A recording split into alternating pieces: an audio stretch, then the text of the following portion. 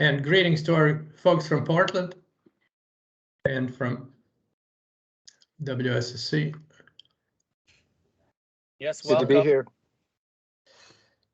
Thanks for being here.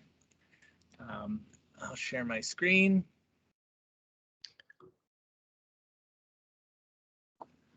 So today, February 2nd, 1 month in already, 2022. Hard to believe, really. So happy Groundhog Day. Oh yeah, I forgot about that too. Yeah. I think Pennsylvania's in that snow strip so we'll see if Phil gets blizzard covered. So today I'm going to show my revised business process model for energy management. It's really like our bill processing and energy tracking for our facilities. We'll review that. We got some good feedback last meeting, and from there it only got better. And I'll be looking for some feedback from the team. Also looking to see if anybody wants to pilot a business process model of their own. Then Cello set up a Mentimeter exercise to talk about the challenges we all face in this energy management realm within our utilities. We've had a lot of discussion about it, but we wanted to flesh out collecting some information from the team. So that should be valuable and prompt some good discussion. And then from there, we'll talk about future meetings and open discussion. The last meeting I presented this. It was a pretty simplistic model, but it was based on receiving a bill, processing and normalizing it with different data sets.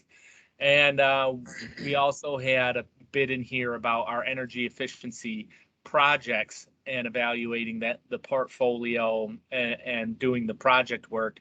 And there was some discussion there how they really were two separate processes that I kind of mashed together. I was trying to get it to work. After some more thought and discussion, I did pull these out. And for now, I'm going to be looking at the efficiency side with the efficiency projects in a future process. And I focused over here on what do we do on a monthly basis to collect that data, evaluate it, and use it. So here's my updated business process model. I also added some swim lanes, some responsibilities. So the top portion is the energy team. So that's my side. But this is a billing process. So we also deal with finance. So there's some finance pieces in here.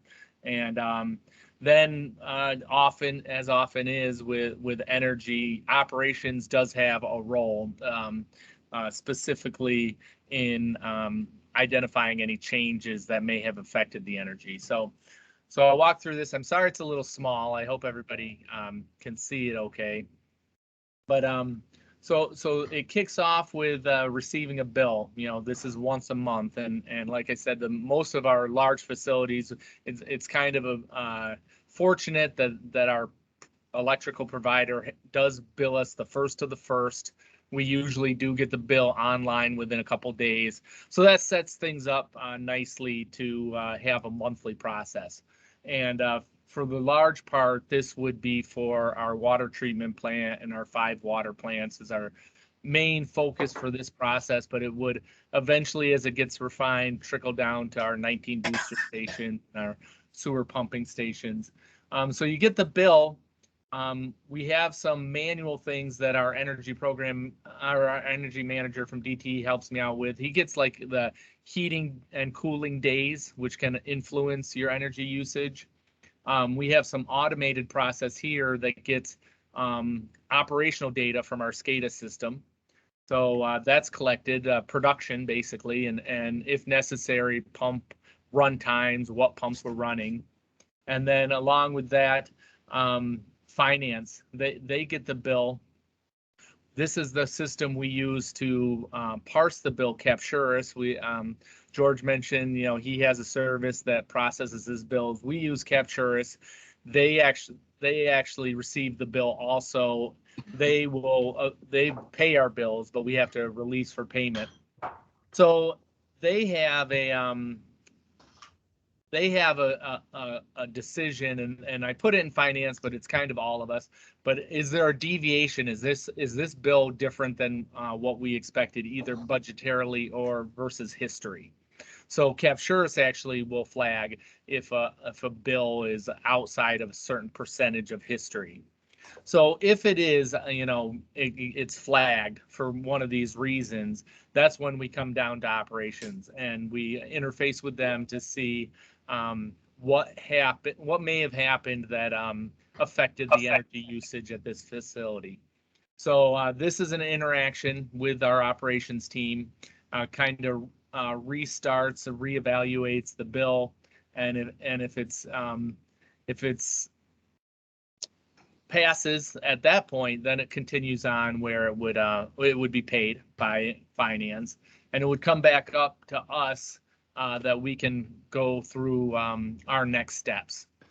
And our next steps, these probably are processes that can be fleshed out in their own right. We'll have some more detail to them, but taking the energy data and the process data, putting those together to see how for reporting purposes, we'll collect and put those data into the dashboards and reports which we built in Power BI.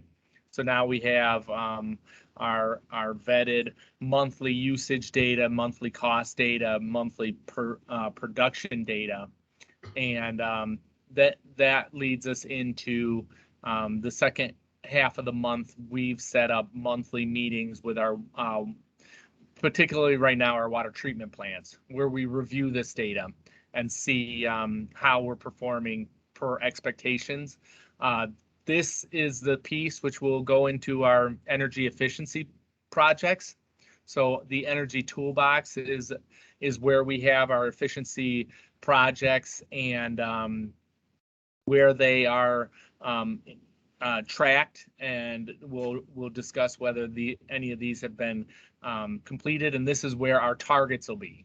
So specifically, this is where our KPI targets, if we're looking to, when we identify those projects, we are calculating expected energy efficiency improvement. So this is where we would track whether or not we're achieving those energy improvements, and that's also with the operational team. Just to finish out the finance lane, they have a process where they will amend the budget throughout the year if things are off track. So this is just to represent that. I'm not particularly knowledgeable about it, but they will make budget amendments as necessary if our costs are exceeding expectations on the electrical side, and that basically finishes up the month, and we're ready to start with the new set of bills.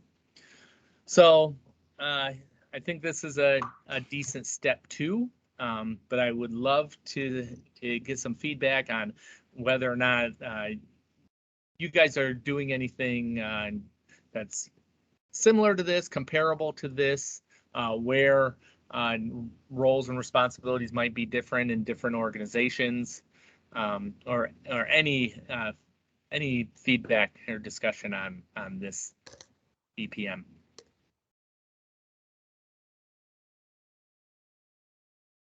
Josh has his hand up.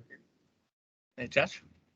Yeah, thanks. I am wondering, first of all, I missed the last meeting, so I may have missed some of the background here, but are we looking at this as this is the existing model, and now we want to kind of go into it and ask ourselves questions? Does this meet our needs, and how would we modify it? Or is this sort of that end product that you're shooting for? This is mostly an as-is. This is pretty close to everything that's happening now. We've just started this monthly meeting, so that still has some things to be fleshed out, I would say. But this I would say is our as is, but maybe not where exactly we want to be, or maybe there's improvements that can be made. Okay, yeah, and I would just say, I think, and I'll invite others on my team to chime in here, but I think it matches, I mean, more or less is pretty close to how we do things as well. It's a very timely conversation for us because we're looking at how to really get more and more for strategic energy management purposes. Getting billing data on a billing cycle, aggregated data on a billing cycle we're finding it not as useful for that purpose. So I'd be curious to hear from others if they kind of struggle with the same thing. I would like to just quickly chime in. It was an excellent question, Josh, really excellent question. And this kind of path is something that we've done with other areas as well. For example, like CIP, planning and delivery of the CIP, Capital Improvement Program. And so the first step was to really document an as is situation in one of the participating utilities, so that we have a straw man to serve for discussion, so that we can look at that and say, we do things a little differently, and get a map of where we are right now. And then there are a couple of things that we do from that point on. One is that utilities, maybe in a workshop or something like that, discuss what would be a good way to do things, and then they can start adding artifacts. So let's say if we look at this diagram, there is on the left side it says operational data from SCADA. It'd be nice to see, for example, what operational data is useful, or for example, more detail on another artifact like the heating degree days index, or and also then the systems that are used, not artifacts that are produced, artifacts that are used as inputs. Like there's this Power BI tool that creates a dashboard. So start posting and sharing these things so other people can benefit, to get examples and so forth. So that's the first step. And the other thing is that we sometimes, what we've done on other initiatives is, let's say this box that says any of them, parse utility electrical bill data, or report, review energy. We would then say, why don't a utility could say, we want to look at specifically that one process, and we want to break it down and see, basically develop a diagram similar, using the same notation, that shows what is happening within that activity. So that then so for example, on the CIP side, DC Water said, we want to focus on our process. There was one box in the overall diagram that said, on the CIP overall diagram, that says conduct business case evaluation. So they took that piece and went into all sorts of detail and engaged a number of people to improve just that process for business case evaluation. So that's kind of, with workshops and collaboration, that we would get to a place where we have some shared artifacts, some shared, jointly developed the sort of what would make more sense, and slowly start documenting and sharing and designing improvements for the processes. Does that make sense?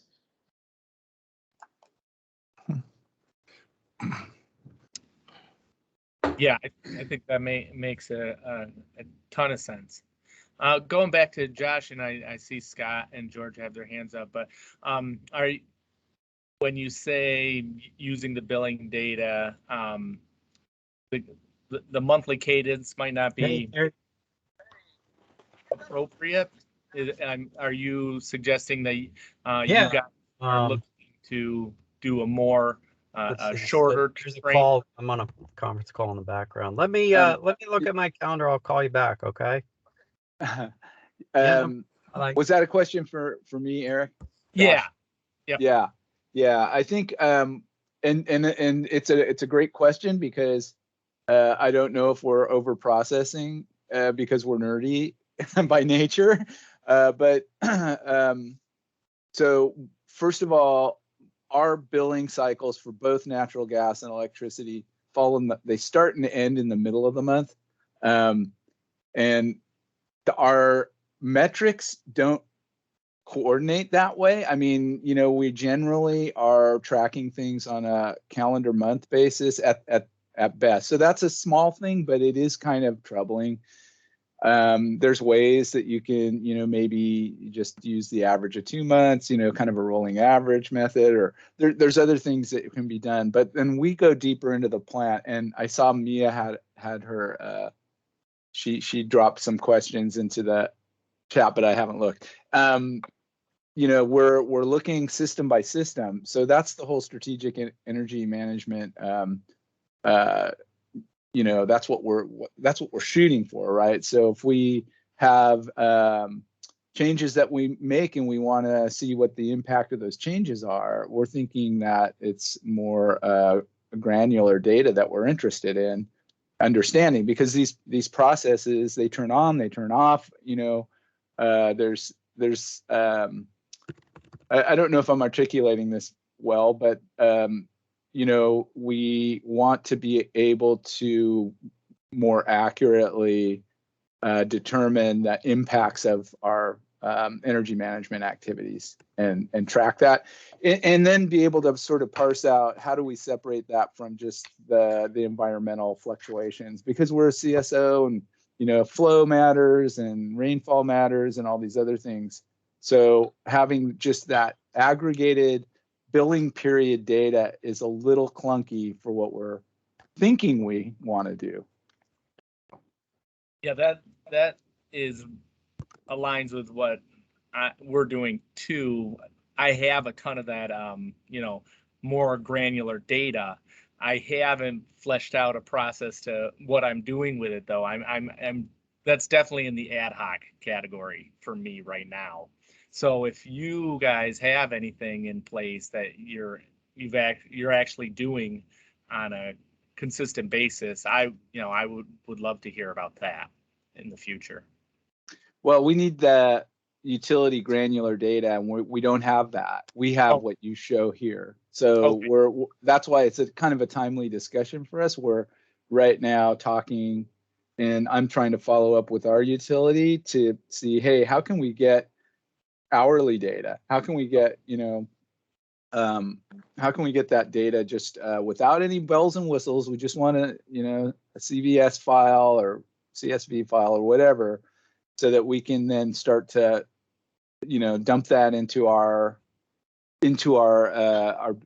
business model and, make better sausage. I mean, I think we want to make different, better sausage.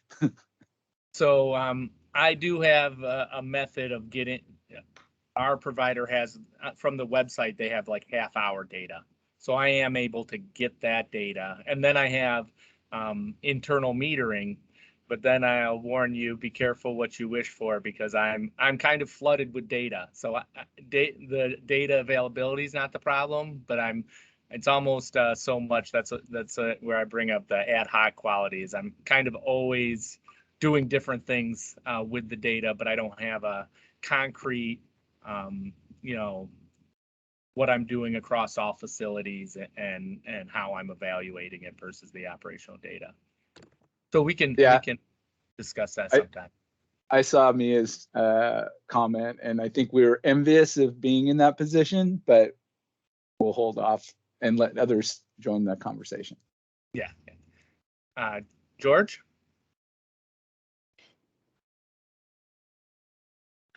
I just wanted to, I'm trying to remember what I wanted to say because the more people talk, the more I want to kind of contribute what we're doing. So I think both what you, Eric, and Josh have been saying, you guys, like ultimately, data collection and data management is a necessary evil in what we all have to be doing. We have to be bringing forward accurate data so that ultimately we want to be having those conversations with operations that it appears that both of you are already having. So the utility data is one stream that, you know, I agree with what you both said. Like it's very, it's not granular enough for you know, the big the wastewater treatment plants or the water treatment plants. We need more granular data for that to be able to effectively manage the energy in those complex environments, right? So just I'll tell you that we in two of our biggest wastewater treatment plants, we were relatively successful in harnessing the energy of co-op engineering students, and we had students actually build models on a 15-minute time interval for pretty much every electric motor in two of the plants.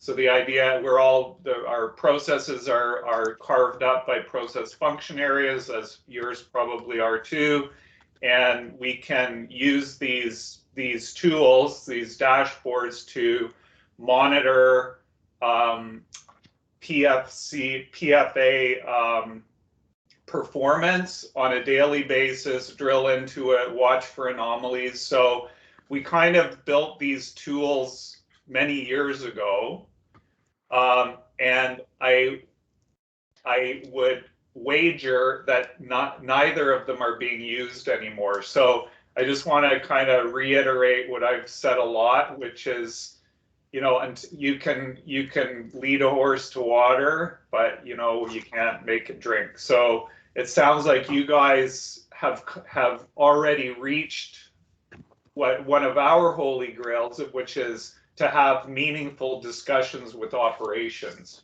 right? So again, it's coming back to how important is energy management in the organization, and you can build all of these tools and you know, be innovative with using new technology, but if the carpenter doesn't want to use the hammer, then you know, you just got a bunch of tools sitting on the shelf. So yeah, I always have to take an opportunity to flog that. Sorry. Scott? Well, just quickly, I think George was getting at what I was going to mention, and in fact, I was going to refer to George, because the other thing that we're able to do now with this under WISE is deal with this process, but also we're able to deal with the culture and the people side of the organization as well. And so that's, you know, I know George was interested in trying to integrate that piece because he was feeling like you almost had to start with that piece in order to make progress. The other comment is it just happens, and Eric, you might have been on a call with the asset management team. I can't remember if you were on that call, but they are focusing on basically pumping and life cycle aspects of pumping, and energy costs are the huge component in addition to labor, obviously. So they are looking at what data do they need in order to make decisions about when to repair, replace, maintain, all of that around the pumps. So it could be in a future meeting that to connect those pieces. Yeah, that's a very good connection that fits together really well between pumping and energy. Any other comments anybody have about this particular business process model? And Josh, I hate to get waylaid, but you know, Josh has got me thinking with with his comments, and you know, I do have that granular data, and it does make me think. What do you do with it? I mean, I look at it on some level of frequency, but I'm not. I don't have a fully fleshed out process of what I'm doing. And as far as the, you know, the meaningful conversations with operation, one thing I do think is, you know, everybody at our utilities in general are here to do a good job and put their best foot forward. And the best strides I've had with operations is just putting meaningful data in front of them. When I show them something that they don't know or that they understand that they could impact or improve, it rings a bell. Now a week later, whether or not they're thinking, oh yeah, I shouldn't run this pump because it's after 11 a.m. and I'm in the peak time. Those types of things need some more stringent reinforcement, and we need better tools and systems to really enforce that. But in general, I've had positive feedback when I can, you know, articulate. That's more on the cost side than anything else, and that's where I think we're all kind of balancing. It's hard to save a huge amount of energy in our systems, but there are opportunities to save costs, and that's one of the things I've been working on more than, you know, as much as the efficiency efforts is just proper usage with our tariffs. George, I see your hand came back up. Yeah, I just wanted to, this might be evident without saying it, but those details, so Eric, we're kind of in the same boat that you might be in, where we have a lot of data. Like Metro Vancouver has been really good at investing in instrumentation. So when I say we built these models for essentially every electrical load in the plant, we start with a lot of equipment has power metering on it, so that's a direct download, and then we have kind of a sequence of you know, if we don't have power, we might have current and voltage, so then we use current and voltage. If we don't have that, ultimately we resort to like affinity laws and stuff like that, but somehow we try and get an estimate out of it. So but the ultimate goal for that was to put those monitoring systems in place, get the dialogue going with operations to be using those tools on a daily basis. We did have a process engineer, one of our co-op students. We ended up keeping him for an extra year because he had phenomenal process engineering experience from the Brazilian National Petroleum Company. So we set up a process whereby every day, first thing in the morning, is he would look at that tool and he would bring anomalies to the daily tailboard meeting. So that was what the intent of those tools was.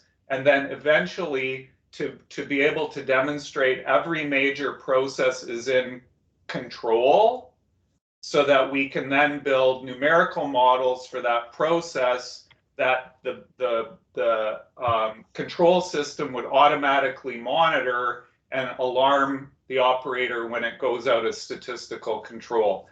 We don't have a lot of confidence that necessarily all of the processes are currently in statistical control. So to put an alarm system on the processes now, they're going to get all kinds of, like, it would just be alarming all the time. So that was kind of the intent for progression. But again, because it's not something that the plant is interested in doing, it just stalls. So the tools are there. The process has been has been presented, and it did work actually in one plant for a year, and then we couldn't convince management to keep that one process engineer to be shared amongst 5 wastewater treatment plants, so he went off and got another job. So anyway, okay, that's it. Thanks for that. I see that Jim Haldeman has his hand up. Yep. Yeah, hey, I had a question. So for Eric, so this, have you guys implemented this process long enough to have some examples of what type of operational deviations pop out at you? Yeah, we've had a few of those. So we had a significant main break it was actually on Halloween, and we had to operate the system differently for that. So one pumping station was pumping a lot more. So it did affect the water treatment plants. So we have 5 water treatment plants, and they operated a little differently, but they're so large that it didn't really affect the bill. But one pumping station basically was pumping a lot more and one less. So that was flagged by finance, where they raised some questions about, why is this bill so high? And then another one was we've had some, severe storms over the summer, and the way our demand charge is, it's based on the highest half hour of the year. And with our wastewater collection system, we have some huge pumps. So we ran more pumps than we had in years at the same time, which triggers that demand charge. And that isn't just, it happens that one month, and everyone kind of knew we had this extreme event, but that demand charge will carry on for a whole calendar year. So finance has been, asking questions, why is this pump station bill so high? So then that went into that amended budget state, where they had to ultimately amend the budget for the annual cost for that facility. Oh, okay. All right. Good to know. Thank you. Yeah, I think we have a large system. I don't know if it would be the same for different systems, and I don't know what the maybe the trigger point is. And I didn't run this by finance yet, so I'm kind of curious. I'm meeting with them this week to see how my guess compares to what they're actually doing. But I do know captures flags, and I think it's percentage based. So that, but there's other times that our finance guy that handles all our utility bills will reach out to operations for different changes in the charges. Right. Okay. No, this is good. I mean, my input would be, as far as with WSSC, I don't think that we have this much sophistication. I'm going to reach out to like Rob Taylor. I'm sure you know him. But looking at this, I think that this is really good. I'm going to see if we can kind of learn from this, because I like the idea of being able to tie the information that you get with billing to operational, to line them up, right? So you can now, for this particular month, maybe even for this particular, I don't know, for like this particular day, like what happened, and drill down. Things might pop out, I would imagine. Is that right? Like you're going, wow, like no one would have noticed that if I ran this pump for this day, and so going forward, let's try and avoid doing that. Is that the type of stuff that you're learning from this? Yeah, yep. And awesome. Some of those things we learned a while ago, and that's where I say a lot of that's ad hoc too, though. I mean, I'm not always looking at all the facilities. I don't have everything set up, but we do have some really cool reports that show like on peak and off peak usage, so that if you see a high amount of on peak usage, you can start that conversation with operations and say, this was observed, and was it necessary? Or, one of the first things like that I found in the first couple months I was in is a huge usage that triggered that demand charge. So we got charged multiple months, and it was just a pump test. They just ran a pump test. Wow. but they did it during the week and in the on peak. So that one test, cost us a lot more than we had to. Yeah, so it's like a scheduling thing. That came down to scheduling, right? Yeah, and our wastewater plant does, under dry weather conditions, does a great job where when you see that on peak and off peak usage, you see it come down to when we were reaching the on peak time period and then go back up as soon as we're out of it.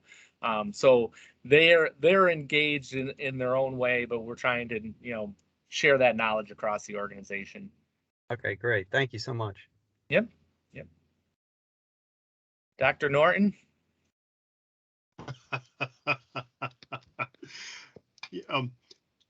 George, I really appreciate, like every time we have a discussion, I really appreciate with the viewpoint that you're bringing here. And this is what I kind of want to emphasize it to the rest of the team. And it's actually kind of funny. And so Eric, we've talked a little bit about this. So I'm supposedly the director of energy, but Eric's making these awesome graphs and charts. So the team throughout GLWA just reaches out to him. I'm, of course, jealous and pissed because I'd have nothing else to do during the day. But what Eric's done in here is pull together. That took a lot of effort. That took about 2 years worth of effort. I'd say what, Eric, maybe 70% of your time over that period of time, 60, 50 or more. I mean, there's some other power quality. There's some other meters he's putting in. He's doing other stuff with DTE and rebates and such, but that was a huge effort. But once you have that and the team starts to look at it, now, what the conversation so far here has been, well, you can align it with your operations. You can, use pump, exercise pumps at different times, et cetera, but there's something else too. Keith Tyson made a comment at a call a bit ago. It's like, look, we treat water or wastewater where no one's ever been fired for using too much energy. It's like, okay, great. Well, how's that relevant? Well, what we do by creating this dashboard, it at least attracts the attention of folks. Now, here's where I want to describe this. So folks have reached out to Eric and said, hey, can you review these plans for this pump station? Can you do this if it's related to energy? Hey, oh yeah, that's right. We're doing energy. And so now there's a thread. There's not a thread, but a cultural change, and there's a discussion point. Now, it may well be that a lot of the stuff hasn't been moving forward fast, or it's moving forward in jumps and spurts, and someplace great engagement and someplace not. But by having the data there showing, that's really enabled a lot of change. It's meant that Eric's now working much harder than he was before. Eric, you're awesome. But I can't begin to, what I'm emphasizing here is that this little bit of data isn't just interfacing with just pure energy use and cost use and energy reduction, but it's also creating a culture of discussion around utility energy use that we don't normally have, because our primary goal is to treat water all the time and deliver it all the time excellent, and to treat wastewater all the time. So anyway, I just want to make sure that we emphasize that it's a lightning rod for future discussion. Anyway, there you go, sir. Thank you, John. Well, if there's not any other discussion, I think we should turn it over to Cello and the Mentimeter he's set up. Cello, you ready to do that? If there's, I am ready. Ready. So let me just give me just a second. Let me just get the copy, and I will put it in the chat line. Give me just a second. It was such an engaging discussion that I, was not paying attention to what I'm supposed to be doing. So if there's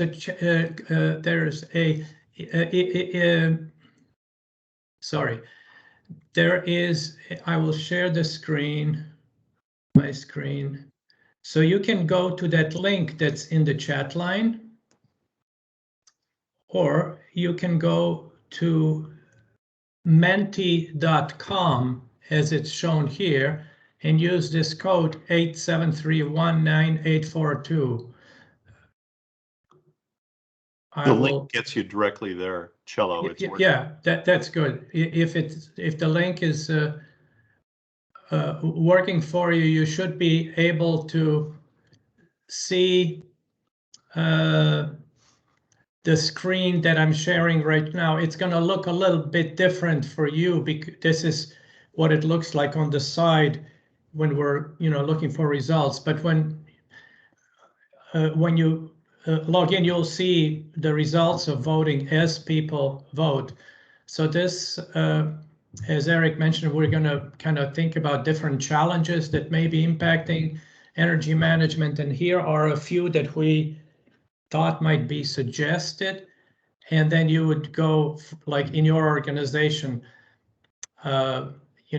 which one of, how are they, is there a challenge like this? And is it having an impact in your organization? So I see that one person, you can probably see on your screen. So when one person answers, and as people answer questions, the results of the Mentimeter survey will be adjusted, and we can see that 2 people have provided their answers.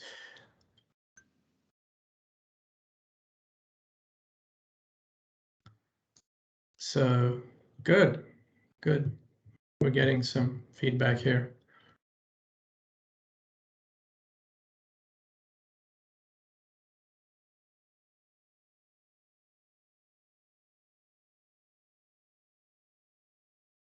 So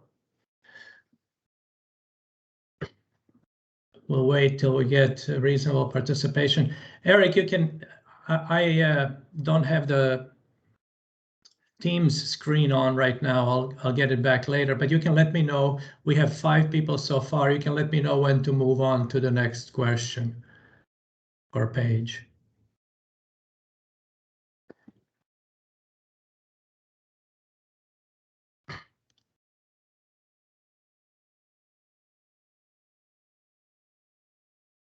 Okay.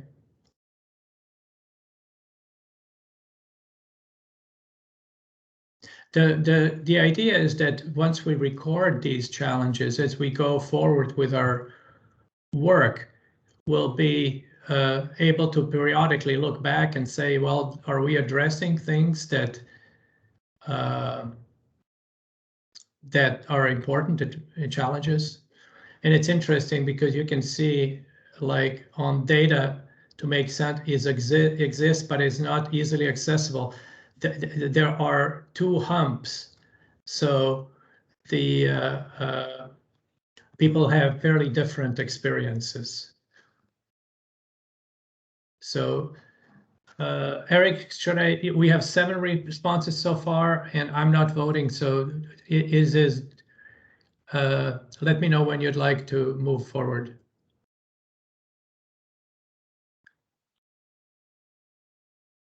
I think that's probably good, Cello. Okay, let me then just do some manipulation here. So I'll go to the next one. Since we just suggested a few things in the previous one, here you can just answer the same thing with your own thoughts and ideas. It's essentially the same question, but this gives you a chance, instead of answering questions that have been predetermined, here you can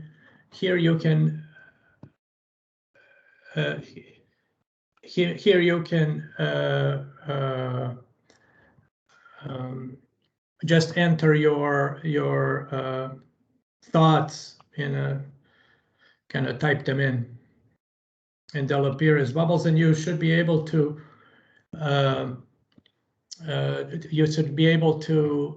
enter as many comments as you would like.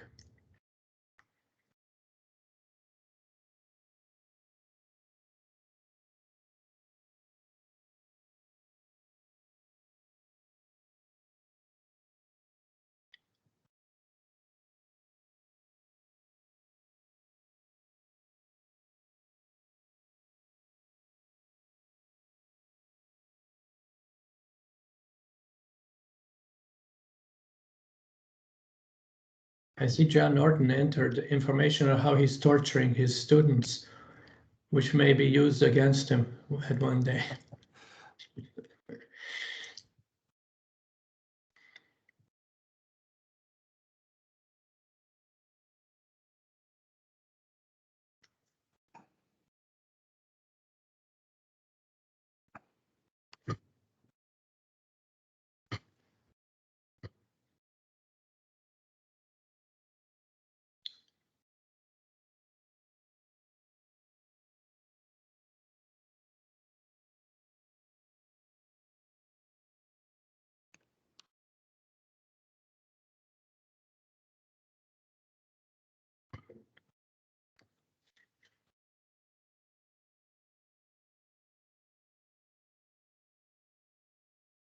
Really interesting comments, really interesting comments.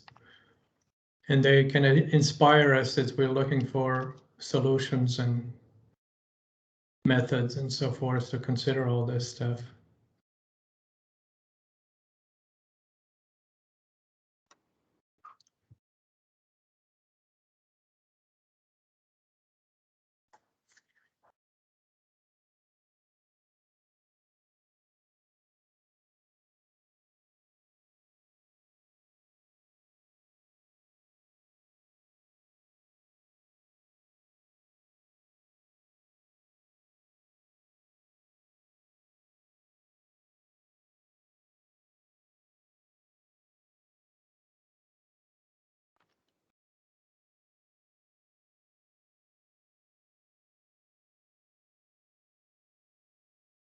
Okay, so we have 14 comments so far, Eric, 15. Let me know when you'd like to go to the next slide.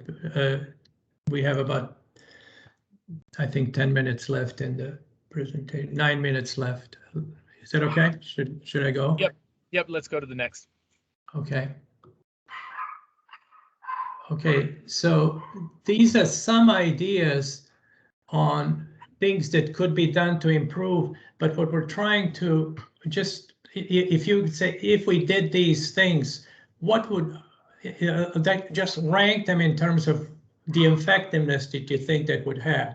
We have two similar questions on this because there's a limit on how many options we can have in a Mentimeter slide.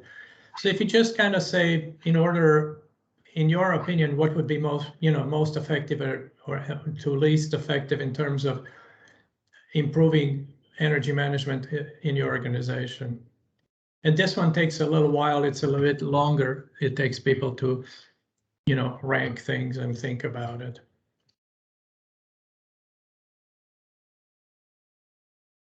It'll give a sense for the priorities.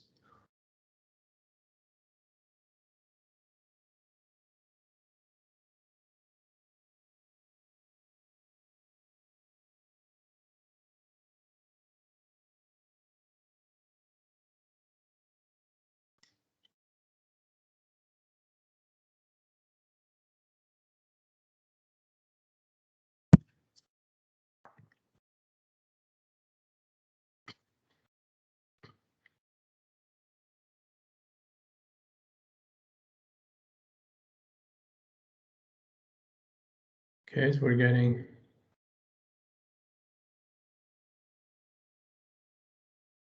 these things reshuffle every time a new vote comes in.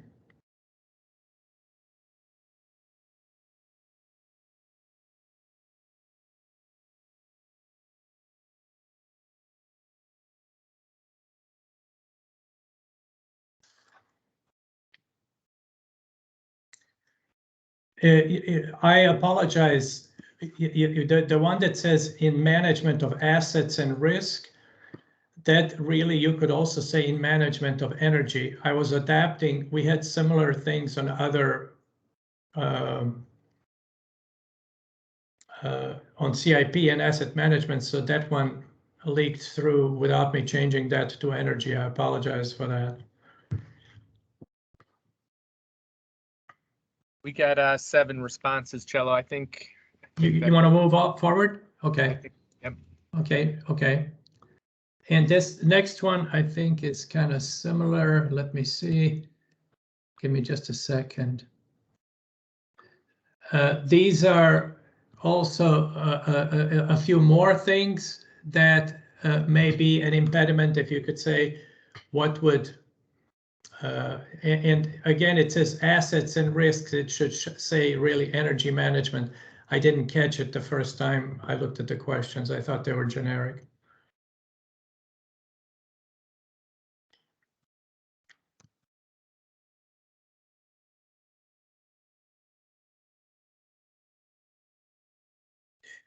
I think it's probably best not to overthink these. And we have only one slide after this one.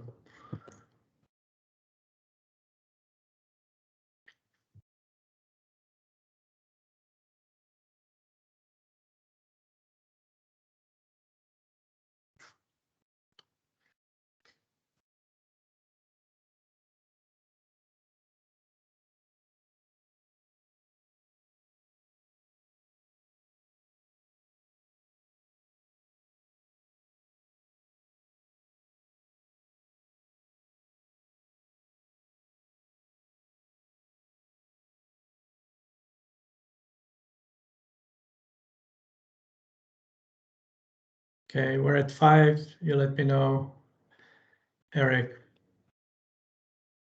Yeah, let's give it another minute. Sure. I'm not. These ones just take typically a bit longer.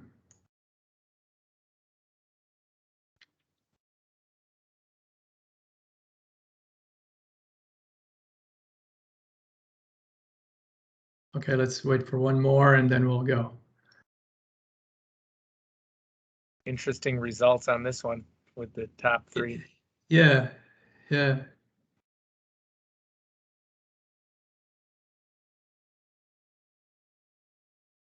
Okay. Let me know when to pull the trigger. Yeah, let's go to the next one. Okay.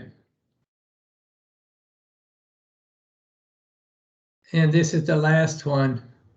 If you just have some ideas on what type of improvements we have would be really helpful for management of energy in the future, just again, you can type in what the first one was about barriers, and this was like what could be done to improve things. So it's at the flip side. And this is the last slide. Oops, I'm not presenting this damn thing. There you go. Yeah, sorry. You can type in whatever you'd like, and we have just a few minutes left in our allocated time.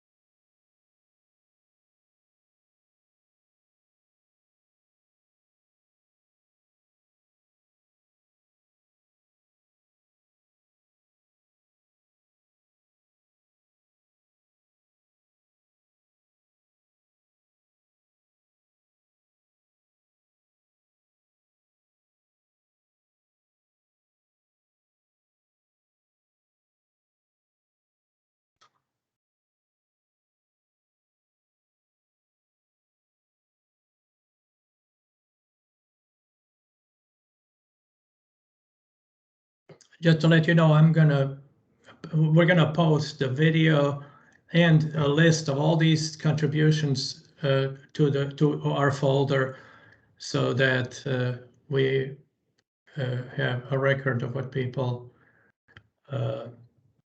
were, ideas that they were contributing and stuff like that.